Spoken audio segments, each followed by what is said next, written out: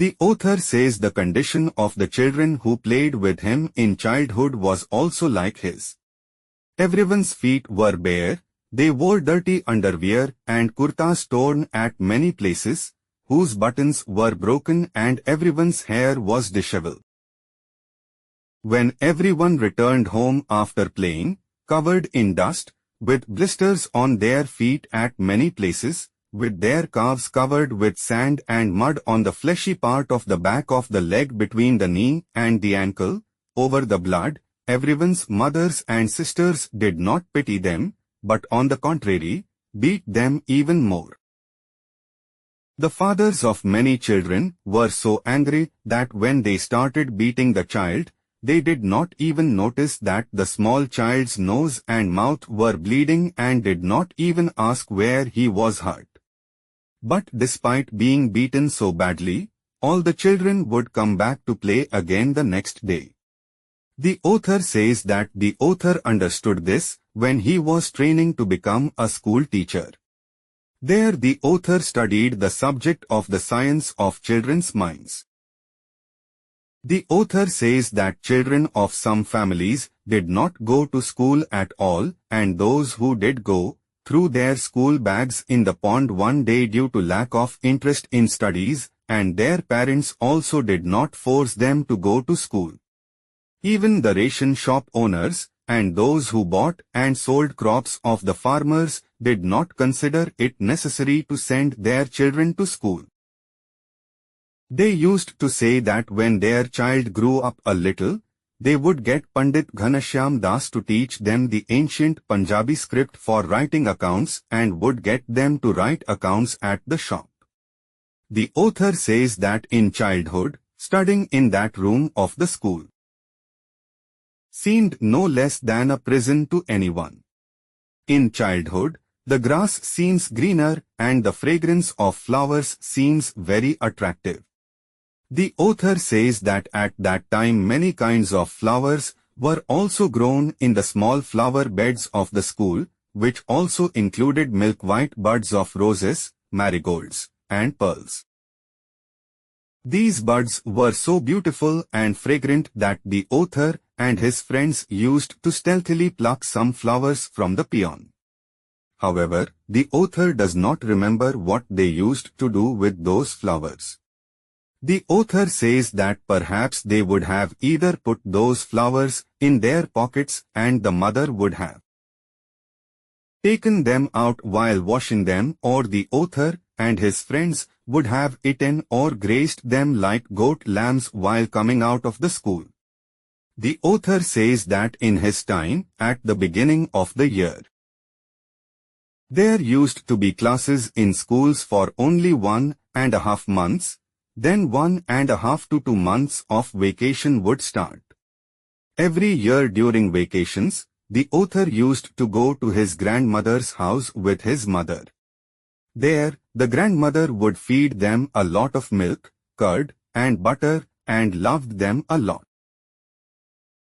The author and his friends would bathe in that pond till afternoon, then ask the grandmother for whatever they wanted and start eating. The author says that in the year when he was not able to go to his grandmother's house, he used to go to a pond far away from his house. The author and his friends would take off their clothes and jump into the water, then run out of the water and go to a dune and start rolling on the sand, then soak their wet bodies with hot water and then go to some high place and jump into the pond from there. The author says that he does not remember whether they used to do this process of running, rolling in the sand and then running and jumping into the pond 5-10 times or 15-20 times. The author says that as their holidays started coming to an end, they would start counting the days. Due to fear, the author and his friends would forget to play games as well as bathing in the pond. They would start thinking about how to do the work that the teachers had given them to do during the holidays. The fear of getting beaten up in school due to not doing the work started increasing even more. The author says that many of his classmates would consider beating up teachers a cheaper deal than doing holiday work. At such times, Oma used to be the biggest leader of the author and his friends. Oma's words, abuses, and his way of beating were very different from everyone else. He was also very different from everyone else in appearance.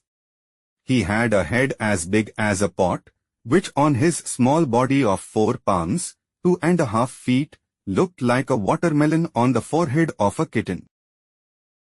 His face with coconut-like eyes on a big head looked even strange, like a baby monkey. Whenever there was a fight, he did not use his hands and feet, he used to fight with his head only. The author says that the school in which he studied was very small. It had only 9 small rooms, which were built like the English letter H. The first room on the right was that of the headmaster, Mr. Madan Mohan Sharma. He would come out during the school prayer and see the boys standing in straight rows according to their height. Happiness was visible on his fair face. Master Pritam Chand, who was the PT of the school, would stand behind the rows of boys and keep an eye on which boy was not standing properly in the line. Due to the fear of his threatening scolding and kicking, the author and his friends would take care of the first and the last boy in the line and try their best to remain in a straight line. Master Pritam Chand was a very strict teacher. But Headmaster Sharmaji was the opposite. He used to teach English to the 5th and 8th classes himself. No one remembered that in the 5th class, they had ever seen or heard the Headmaster Sharmaji beating or scolding someone for any mistake. The author says that in childhood, going to school was not liked at all, but due to 1 or 2 reasons, sometimes going to school started to feel good. When Master Pritam Singh used to conduct a parade, he used to make the students march by making the sound of left-right with a whistle in his mouth. Then when he used to say right turn or left turn or about turn, all the students would turn right-left or completely back on the heels of their small shoes and make a sound of their shoes and walk with such pride as if they were not students but very important people, like a soldier of a country. If any student did not make any mistake while scouting, then PT Sahab would blink his bright eyes slightly and say Shabhash to everyone. One Shabhash from him would make the author and his friends feel as if they had won all the medals of any army. The author says that every year when he would enter the next class, he would get old books. Sharmaji, the headmaster of his school, would go to a rich boy's house and teach him. Every year in April, when the new year of studies would start, Sharmaji would bring that boy's 1-year-old books for the author. No one in the author's house had any interest in studies. If new books had to be brought, perhaps the author would have left his studies in the 3rd or 4th class on this pretext. The author says that when the author was in school, it was the time of the Second World War. When some officers would come to the village to recruit people in the army, some drama artists would also come with them. They would set up tents in open fields at night and show people the comforts and valor of the army and attract them to join the army. Due to all these things, some young men would also be ready to join the army. The author says that he had never seen Master Pritmachand smiling or laughing during school hours. His short stature, lean but strong body, face full of smallpox marks, sharp eyes like those of a hawk, khaki uniform, white-toed leather shoes, all these things used to frighten the children.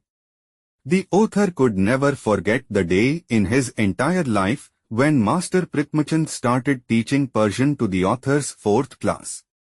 It had not been even a week since he had started teaching when Prithmachand asked him to memorize a word form and ordered that tomorrow in this period only he would recite it through oral recitation. The next day when Master Prithmachand asked everyone to recite it one by one, not even a single boy could recite it. The master shouted in anger and asked all the students to hold their ears and keep their backs high. Sharmaji was not in school some time before when the author's class was being punished. As soon as he came, he could not bear what he saw. Perhaps this was the first occasion when he could not tolerate the rudeness and wildness of P.T. Prithmachand and he got angry. The author says that from the day Headmaster Sharmaji suspended P.T. Prithmachand, despite knowing that P.T. Prithmachand cannot step into the school until the director reinstates him from Nabha, still whenever the Persian bell rang, the author's and all the children of his class heart would start pounding and it would seem as if the chest was about to burst. The author says that the PT master did not come to school for several weeks.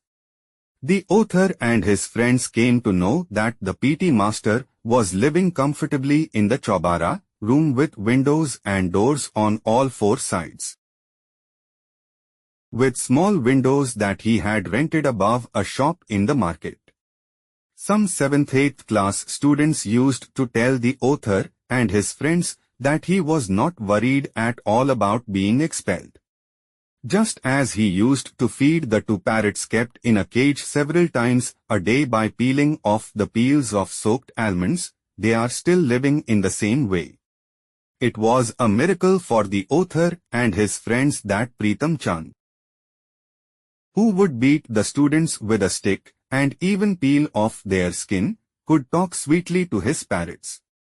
The author was wondering to himself whether the parrots were not afraid of his brown eyes burning like fire.